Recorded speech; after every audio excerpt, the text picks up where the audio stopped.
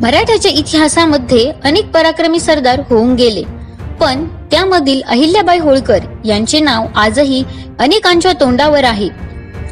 अहिल्याबाईंना पुण्यश्लोक असेही म्हणतात, कारण त्यांनी केलेले सामाजिक कार्य आजही अनेकांसाठी आदर्शवत असेच ठरले आहे.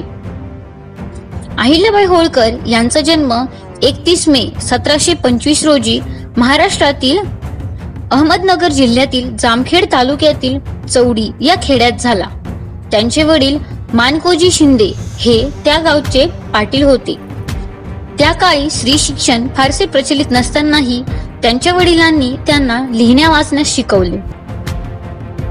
अहिल्याबाई होळकर यांचा विवाह बाजीराव पेशवे यांचे एक सरदार मल्हारराव होळकर यांचा मुलगा खंडेराव यांच्याशी झाला. मल्हारराव होळकर हे मावळा प्रांताचे जहागीरदार होते. अहिल्याबाई होळकर यांचे पती खंडेराव होळकर इसवी सन 1754 मध्ये कुम्हेरच्या लढाईत धारातीर्थी पडले. त्यांच्या मृत्यूनंतर अहिल्याबाई होळकर यांचे सासरे मल्हारराव होळकर यांनी अहिल्याबाईंना सती जाऊ दिले नाही. मल्हारराव होळकर यांचा 12 वर्षानंतर म्हणजेच 20 मे 1766 रोजी अलमपूर येथे एका मोहिमेत असताना त्यांना मृत्यूने गाठले. सासरे मल्हारराव होळकर यांच्या मृत्यूनंतर मराठा साम्राज्याच्या मावळा प्रांताचा कारभार अहिल्याबाई होळकर बघू लागल्या. त्यांच्या पश्चात अहिल्याबाईंनी अलमपूरचे नाव बदलून मल्हारनगर ठेवले आणि तेथे त्यांची छत्री उभी केली. अतिदक्षतेने अहिल्याबाई होळकर यांनी 28 वर्षे राज्यकारभार चालविला. शत्रू देखील त्यांच्याबद्दल आदर बाळगत असत. मंदिरांची पुनर्बांधणी, जीर्णोद्धार, देवतांची प्रतिष्ठापना, तसेच घाट, रस्ते, धर्मशाळा बांधणे, अन्नछत्रे चालविणे या लोकोपयोगी कामांमुळे संपूर्ण भारतभर अहिल्याबाईंचे नाव अजरामर झाले आहे.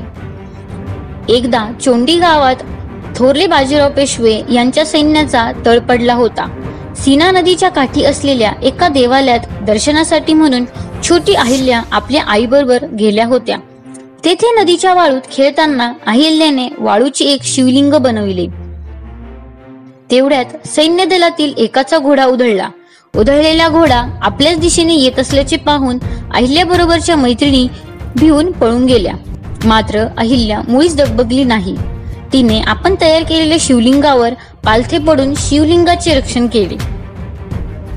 तेवढ्यात पाठीमागून आलेले श्रीमंतांनी थोड्याशा जरबेच्या आवाजातच अहिल्याला म्हटले की पोरी, तुला घोड्याने तुडवले असते तर.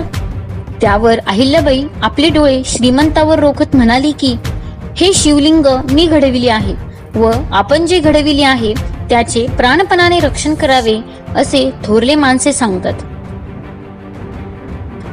मी तेच केले आहे. तिचे बाणेदार उत्तर ऐकून श्रीमंत तर खुश झालेच, परंतु त्यांच्याबरोबर असलेले सरदार मल्हारराव होळकर यांनी छोट्या अहिल्याला आपली सून करून घेतली. अहिल्याबाईंनी देखील मल्हाररावांचा निर्णय सार्थ ठरविला व होळकर घराण्याची कीर्ती सरसरवली. अहिल्याबाई होळकर या आचाराने अत्यंत पवित्र, स्वभावाने स्वाभिमानी, दक्ष व धर्मकारणात सर्वस्व दानी होत्या. अहिल्याबाई होळकर या उचित न्यायदानासाठी प्रसिद्ध होत्या. त्या स्त्रियांमधील उत्तम राज्यकर्त्या होत्या. त्यांनी आपल्या असामान्य कर्तृत्वाने जनतेची मने जिंकली. 13 ऑगस्ट 1795 रोजी अहिल्याबाई होळकर यांचे निधन झाले. अशा या महामातेस माझे कोटी कोटी प्रणाम. धन्यवाद.